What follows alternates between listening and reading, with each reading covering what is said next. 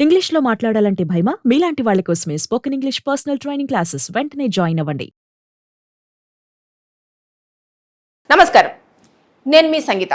కరీంనగర్ జిల్లాలో ఒక సూసైడ్ అంటే అమ్మాయి సెల్ఫీ వీడియో తీసుకుంటూ వాళ్ళ భర్తకి అంటే ఒక చిన్న పిల్లలాగా ఏడుస్తూ, తేజు నేనేమి తప్పు చేయలేదురా, నేనెవరితో మాట్లాడలేదురా, నన్ను నమ్ము అంటూ నమ్మకాన్ని తెచ్చుకోవడం కోసం తన ప్రాణాలనే వదిలేసింది అంటే ఆవిడ భర్త దగ్గర ఎంత ప్రేమను ఎక్స్పెక్ట్ చేసిందంటారు? చాలా ప్రేమను ఎక్స్పెక్ట్ చేసింది. అలాగే భర్త తనను నమ్మాలని చెప్పేసి కూడా ఎంతో ఆశపడింది. అంటే వారిద్దరూ కూడా ఇప్పుడు కరీంనగర్ జిల్లాలో శ్రావ్య, తేజులు కూడా లవ్ చేసి పెద్దలను ఒప్పించి మరీ పెళ్లి చేసుకున్నారు. లవ్ చేసుకునేటప్పుడు ఎలా ఉంటుంది, టైం ఇస్తారు, ఎక్కువగా కన్సర్న్ చేస్తారు, ఎప్పుడంటే అప్పుడు ఫోన్ లిఫ్ట్ చేస్తారు, మాట్లాడతారు. అంటే ఎంత బిజీ షెడ్యూల్ ఉన్నా సరే ఈ వ్యక్తి నా జీవితంలోకి రాబోతున్నారు కాబట్టి ఖచ్చితంగా వారికి టైం ఇవ్వాలి అనే ఒక కాన్సెప్ట్ వాళ్ళ దాంట్లో ఉంటుంది.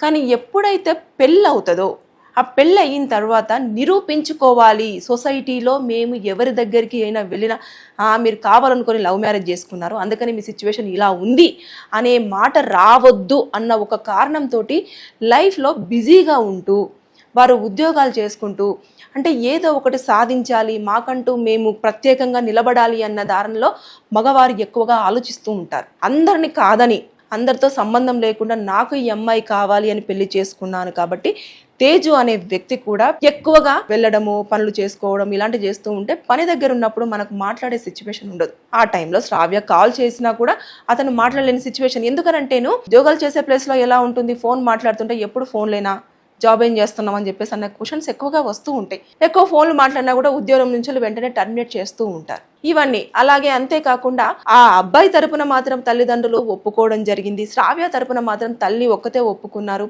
అలాగే అన్నయ్య వాళ్ళు మాత్రం ఒప్పుకోలేదు అని చెప్పేసి అన్నారు. అన్నయ్య అంటే శ్రావ్యకి చాలా ఇష్టం. అంటే చిన్నప్పటి నుంచి వెళ్ళి కలిసి పెరిగి మనము చూస్తూ ఉంటాం, మన సిబ్లింగ్స్ కూడా మనతో ఉంటూ ఉంటారు కదా, మనకి ఏ చిన్న కష్టం వచ్చినా సరే మన బ్రదర్స్తో సిస్టర్స్తో ఎక్కువ షేర్ చేసుకుంటూ ఉంటాం. ఇప్పుడు తనకి ఏ కష్టం వచ్చినా షేర్ చేసుకోవాల్సింది ఎవరితో? భర్తతో, లేదంటే తల్లితో చేసుకుంటే అడ్జస్ట్ అవ్వాలనే మాట చెప్తుంది. అదే భర్తతో చెప్తే నేను కొంచెం బిజీగా ఉన్నాను నాన్న, నేను మళ్ళీ చూస్తాను అని చెప్పేసి అన్న మాటలు ఎక్కువగా వినిపిస్తూ ఉంటాయి. అదే అన్న వాళ్ళతోనైతే మనకు సింక్ అవుతారు. ఎప్పుడైనా సరే సిబ్లింగ్స్ ఎలా ఉంటారంటే అరే అలా జరిగిందా, ఏం జరిగింది, ఎలా జరిగింది అని.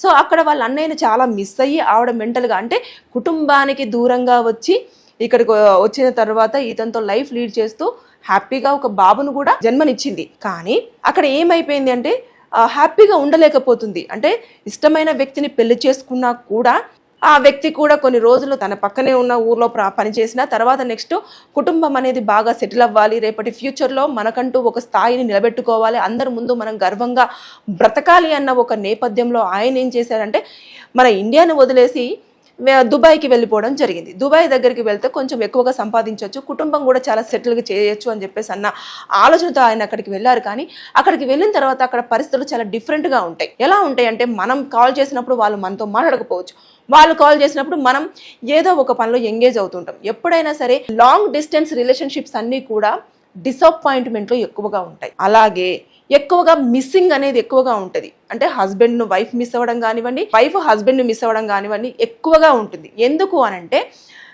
ఏదైనా సరే ఫోన్లోనే వ్యక్తపరచుకోవడం ఎక్కువగా ఉంటుంది. దానివల్ల వారి ఫేస్ ఫీలింగ్స్ మనకు తెలియదు. అలాగే ఎమోషన్స్ షేర్ చేసుకోవడం అంటే పక్కనున్న వ్యక్తికి దూరంగా ఉన్న వ్యక్తికి చాలా డిఫరెన్స్ ఉంటుంది. దాని నేపథ్యంలో ఎలా అవుతుంది అంటే నన్ను నిజంగానే అర్థం చేసుకుంటున్నారా లేదా అనేది ఉంటుంది. ఇక్కడ ఉన్న వ్యక్తికి ఏమనిపిస్తుంది అంటే నా మీద ప్రేమ తగ్గిపోయిందా, ఇదివరకు నన్ను ఇలా పట్టించుకునేవాడు, ఈ టైంకి కాల్ చేస్తానంటే చేసేవాడు, ఈ టైంకి కాల్ చేయలేదంటే ఆ సిచ్యువేషన్లో నిజంగానే ఆ వ్యక్తికి అక్కడ ఏదైనా పని ఉండవచ్చు కూడా. శ్రావ్య వాళ్ళ తాతయ్య గారు హాస్పిటల్లో అడ్మిట్ అవ్వడం జరిగింది. దానికోసం ఆవిడ ఫోన్ ఉండడం వల్ల ఎప్పుడైతే తనకు వీలైన టైంలో తేజుకి అంటే హస్బెండ్కి వీలైన టైంలో ఈవిడకి ఫోన్ చేసిన 2 times కూడా కాల్ వెయిటింగ్ రావడం జరిగింది. ఆ రావడంతో నువ్వు ఎవరితో మాట్లాడుతున్నావు, ఎప్పుడు చూసినా కాల్ వెయిటింగ్ వస్తుంది అన్న ఒక్క మాట ఆవిడని ఎంత డిస్టర్బ్ చేసిందనంటే హస్బెండ్ మీద పిచ్చి ఎంతో ఇష్టం ఉన్నది, ఆ మాటల్లోనే తెలిసిపోతుంది. హస్బెండ్ కోసం ఆవిడ పిచ్చిదైపోయింది. ఓపెన్గా చెప్పాలంటే చూసారు కదా, నేను చాలా పిచ్చిదాన్ని అయిపోతున్నాను, ఇదిగా ఉన్నాను అంటే ఎంతో నమ్మి అతనితో కలిసి జీవితం పంచుకోవాలని అందరినీ వదిలేసి వచ్చిన అమ్మాయి ఉంది, అతనితో పెళ్లి చేసుకొని ఉంది, కానీ అతనితో కలిసి జీవించట్లేదు. అతను ఎక్కడో ఉన్నాడు, ఆవిడ ఇక్కడ ఉండడం నేపథ్యంలో ఆవిడ అతన్ని చాలా మిస్ అవుతూ వచ్చింది శ్రావ్య. దాని నేపథ్యంలోనే అతను ఏం మాట్లాడినా కూడా దాన్ని తీసుకోలేకపోయింది. ఎక్కడ నాకు దూరం అవుతాడో, ఎక్కడ అనుమానం వస్తుందో, అంటే సొసైటీలో జరుగుతున్న సిచ్యువేషన్స్ అన్ని బేస్ చేసుకొని ఆవిడ ఇంకా డిప్రెషన్కి గురవడం జరిగింది. అంతేకాకుండా ఇప్పుడు వాళ్ళ భర్త కూడా చెప్తున్నాడు ఆవిడ మానసిక పరిస్థితి బాగాలేదు, చిన్నదానికే ఎక్కువగా ఆలోచిస్తుంది. అంటే కొంతమంది ఎలా ఉంటారు అంటే ప్రేమించేటప్పుడు ఉన్న బిహేవియరే ఇప్పటికి కావాలి అనే కోరుకునే మనస్తత్వం మ్యాక్సిమం అమ్మాయిలలో ఉంటుంది. లవ్ చేసేటప్పుడు అబ్బాయి ఇచ్చే కన్సర్న్ కానివ్వు, అలర్ట్ కానివ్వు, అదంతా కూడా మ్యారేజ్ అయిపోయిన తర్వాత ఖచ్చితంగా ఉండాలి అని కోరుకునే అమ్మాయిలే బేసిక్గా 70% అమ్మాయిలు ఉంటారు. ఒక 30% అమ్మాయిలు నేను క్యాలిక్యులేషన్ చేయట్లేదు, ఎందుకంటే మేము కౌన్సిలింగ్స్ ఇస్తూ ఉంటాం కాబట్టి. నన్ను పట్టించుకోవట్లేదు మేడం, ఇదివరకు నాకు ఈ టైంకి కాల్ చేసేవాడు, ఈ టైంకి నన్ను రిసీవ్ చేసుకునేవాడు, ఈ టైంకి నన్ను ఇలా చేసేవాడు అని చెప్పేసి. లవ్లో ఉన్నప్పుడు కూడా ఎలా ఉంటుంది అని అంటే ఎంత తప్పు చేసినా సరే ఏం కాదులే నాన్న, అదేమున్నదిలే చూద్దాంలే అని చెప్పేసి అంటారు. అదే అసలు అది తప్పు అన్న విషయం కూడా ఈవిడకి తెలియదు. పెళ్ళైన తర్వాత చేస్తే నువ్వు ఎప్పుడు ఇంతే ఇలాగే చేస్తావు అని చెప్పేసి అంటే ఆ మాటను కూడా వాళ్ళు తీసుకోలేరు. వెంటనే ఇమీడియట్గా వాళ్ళకి ఏమంటే అరే నన్ను వదిలిపెడతాడా ఏంటి, నా మీద ఇష్టం తగ్గిపోయిందా ఏంటి, నన్ను వదిలేస్తాడా ఏంటి, ఇక ఇదే ఆలోచనలోకి వాళ్ళు వచ్చేస్తూ ఉంటారు. అంటే కొడుకు మీద కంటే కూడా భర్త మీద ప్రేమ ఎంత కనిపించిందంటే ఆ వీడియోలో, నువ్వు హ్యాపీగా ఉంటావు, నన్ను మాత్రం నువ్వు నమ్ము అని చెప్పేసి, నన్ను నమ్ము, నేను చనిపోయినాక నన్ను నమ్ము, నా ఫోన్ మొత్తం చెక్ చేసుకో అని చెప్పేసి అంత అమాయకంగా చెప్పిందంటే శ్రావ్య, ఆవిడ లోపల ఎంత బాధపడి ఉంటుంది మానసికంగా. ఎవరితో షేర్ చేసుకోవాలో తెలియదు. టైంకి ఏదన్నా జరిగినా కూడా, అంటే పిల్లోడితో ఒంటరిగా ఇక్కడ ఉండడం జరుగుతుంది, చుట్టూ ఎంతమంది ఉన్నా సరే మన అనుకునే వాళ్ళు పక్కన లేకపోతే మనకు వెల్తిగానే ఉంటుంది. అక్కడ జరిగింది అదే. ఆ వెల్త్ని ఆవిడ ఎవరితో కూడా ఫీల్ చేసుకోలేకపోయింది, ఎవరితో షేర్ చేసుకోవాలో తెలియలేకపోయింది. ఎవరితో షేర్ చేసుకుందామన్నా కూడా భర్త అక్కడ ఉన్న ప్రెజర్స్ వల్ల ఎక్కువగా ఎలా ఉంటుందంటే, కొంతమంది ఇప్పుడు వైఫ్ అండ్ హస్బెండ్ మధ్యలో ఒకరేమో చాలా సీరియస్గా రిలేషన్షిప్లో ఉంటే ఒకరేమో చాలా లైటెడ్గా ఉంటారు, అంటే ఇలా లైట్ తీసుకుంటూ ఉంటారు. కొంతమంది ఏమో దాన్ని చాలా ఎక్కువగా క్షుణ్ణంగా ఆలోచిస్తూ ఉంటారు, బాగా డీప్గా పట్టించుకుంటూ ఉంటారు. అయితే ఇలాంటి టైంలలో వాళ్ళని ఎలా హ్యాండిల్ చేయాలనే తెలిసి భర్తకైనా ఉండాలి, భార్యకైనా ఉండాలి.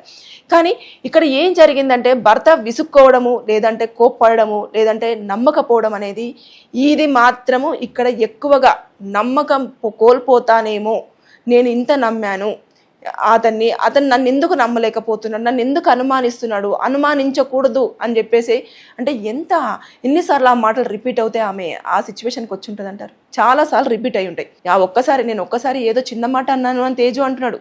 ఆయన ఒక్కసారి చిన్న మాట అనలేదు, అది పదే రిపీట్ అవుతేనే మానసికంగా చాలా ఇబ్బంది పడతారు. అంటే కొడుకును కూడా పక్కన పడేసి పక్కన పడుకున్న కొడుకును కూడా చూస్తూ ఆవిడ టాబ్లెట్లు వేసుకొని చనిపోయింది అని అంటే మామూలు విషయం కాదు. ఆవిడ ఎంత మానసికంగా ఆందోళన వ్యక్తం చేస్తుంటుంది, ఎంత మానసికంగా బెదపడి ఉంటుంది, ఎవరితో చెప్పుకోవాలో తెలియలేకపోయింది. అంటే కష్టం వచ్చిన బాధ వచ్చిన కొడుకుతో ఉంటుంది. సరే బిజీ వచ్చింది కాల్, బిజీ వచ్చినప్పుడు ఏమైంది ఏమన్నా అంత ఇంట్లో ఓకేనా అని చెప్పేసి అడగాల్సింది తను.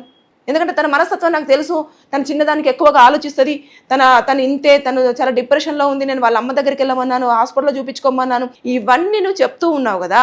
నువ్వు చెప్పే టైంలో నువ్వే ఒక రోజు కేటాయించుకొని వచ్చి ఇది అనే విషయం నువ్వు ఎందుకు ఎక్స్ప్లెయిన్ చేయలేకపోయావు? నేను ఎందుకు ఇలా అంటున్నాను అంటే, నాకు అక్కడ ఇలాంటి సిచ్యువేషన్ ఉంది, నా పరిస్థితి ఇది, నేను ఇంత కష్టపడుతున్నాను, నాకు ఇన్ని అవర్స్ టైం ఉంటుంది, ఈ అవర్స్లో మాత్రమే నేను మాట్లాడగలను, నువ్వు నన్ను విసిగించొద్దు, లేదు అంటే నువ్వు ప్రతి చిన్నది విషయానికి ఆలోచించకూడదు, ఇలాంటివి చెప్పి ఉండాల్సింది. కానీ ఈ లాంగ్ డిస్టెన్స్ రిలేషన్షిప్లో కంపల్సరిగా కూడా ఎట్టి పరిస్థితుల్లో పెద్ద ఎత్తుననే మిస్సింగ్స్ అనేవి జరుగుతూ ఉంటాయి. కాబట్టి ఆ మిస్సింగ్ని మనం పూడ్చాలి అంటే దయచేసి ఎప్పుడైనా సరే మెసేజ్లలో కాల్స్లలో కూడా ఎప్పుడు మన విషయాన్ని సరిగ్గా కన్వే చేయలేం. ఏదైనా సరే ఫేస్ టు ఫేస్ డైరెక్ట్గా కూర్చొని మాట్లాడుకుంటేనే సమస్యలు అనేవి చాలా క్లియర్గా సాల్వ్ అవుతాయి. అంతేకాకుండా మనకు ఎదుటి వ్యక్తి మీద ఉన్న ఫీలింగ్ కానివ్వండి, ఎదుటి వ్యక్తికి మన మీద ఉన్న ఫీలింగ్ కానివ్వండి, చాలా క్లియర్గా అర్థమయ్యే అవకాశం ఉంటుంది. ఫోన్లో కన్వర్జేషన్ అనేటివి ఎప్పుడైనా సరే ప్రొలాంగ్ చేయకూడదు. ఒకవేళ మీకు ఆ అమ్మాయి మీద డౌట్ వచ్చింది అన్నప్పుడు, నాన్న నేను ఇప్పుడే కాల్ చేస్తాను మళ్ళీ అని పెట్టేసేయాల్సింది. అంతేకాని నువ్వు ఎవరితో మాట్లాడుతున్నావు, ఎందుకు కాల్ పెట్టేస్తుంది అని అంటే, తాతయ్య హాస్పిటల్లో ఉన్నాడు, చంటి పిల్లోడితో ఉంటుంది, ఆవిడ సిచ్యువేషన్ ఎలా ఉంది అని నువ్వెందుకు భర్తగా ఆలోచించలేకపోయావు? ఏదో చిన్న మాట అన్నాను దానికే ప్రాణాలు తీసుకుంటావు అంటే అది మీకు చిన్న మాటే అయి ఉండొచ్చు, కానీ ఆవిడకు చాలా పెద్ద మాట.